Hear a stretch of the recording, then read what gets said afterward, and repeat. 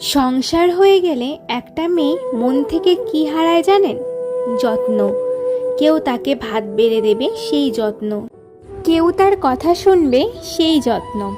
প্রচণ্ড ক্লান্তিতে কেউ তাকে একটু ছুটি দেবে, সেই যত্ন।